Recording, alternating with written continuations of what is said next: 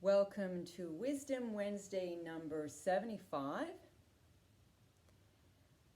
Love more those who cannot receive. Question. I feel hurt that a loved one is unable to receive my love. I know their perception of me has been influenced by another member of the family. I'm trying to forgive and accept their inability to receive, but I feel bad that I am not being seen for who I really am, which is one who loves that person. How do I go beyond my hurt feeling? You go beyond your hurt feeling by first of all understanding that this person is caught in their own hurt feelings themselves. They're caught up in their own pain. And so this has nothing to do with you. That's the first thing you need to know. And their heart isn't open. And so they're unable to receive you. That's the first thing. The second thing is you need to raise your own vibration of love. So you're loving them, but in order for you not to come down onto the level of taking it personally and being hurt, you need to raise and rise your love capacity until it's like divine love. So much so that you already know through the experiencing of your own love that they are receiving your love, even though right now their capacity is very limited. You know they're receiving your love. Okay, you just know it. You're sending it out. You're not getting any information back from them, but you know it from your heart that they're receiving your love. They just can't show it. The third thing is that when you're feeling hurt, it means you are taking things personally. And things like that whole scenario can happen and you do not have to feel hurt. So you're feeling hurt because you're taking it personally. You think that there's something you did wrong or that they don't like you or something like that. But most people are so involved in their own little world that they don't have any intention to actually hurt you.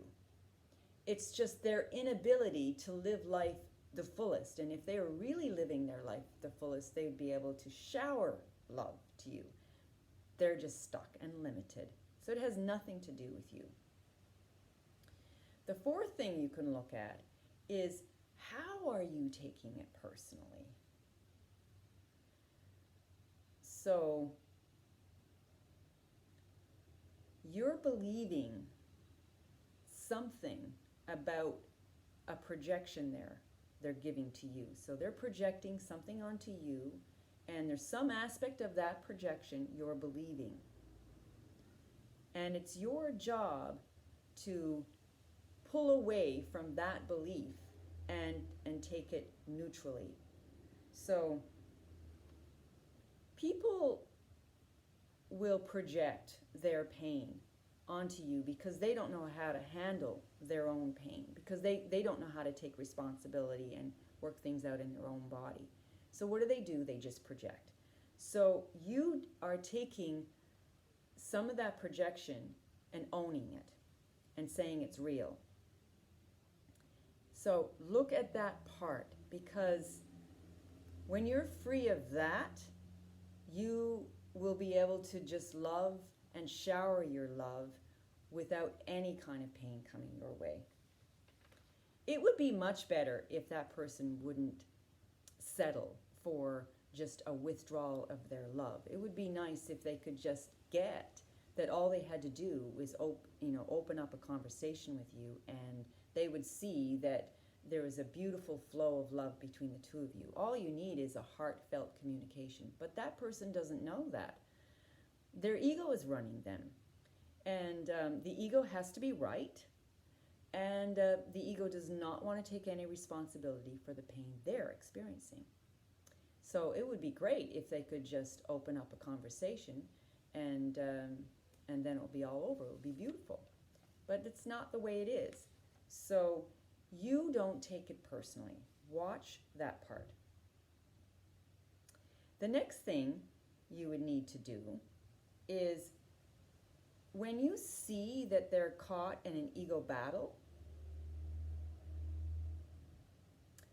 the hurt that you would experience, you can turn that around and turn it into compassion. So instead of feeling the separation, the only thing you have to do is have love for them.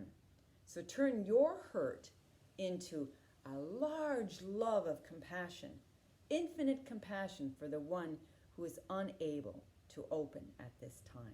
Your love will pry open their heart. And that gives me to the next point, which is all you have to do is focus on love. Open up your heart to God's love, the capacity of God's love.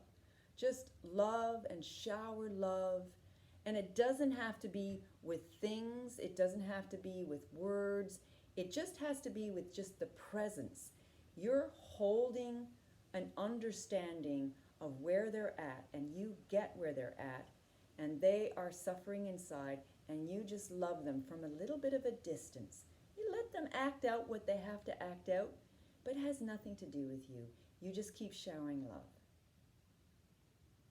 And the last thing is to just understand that that individual has their own karmic journey with an open heart and a closed heart.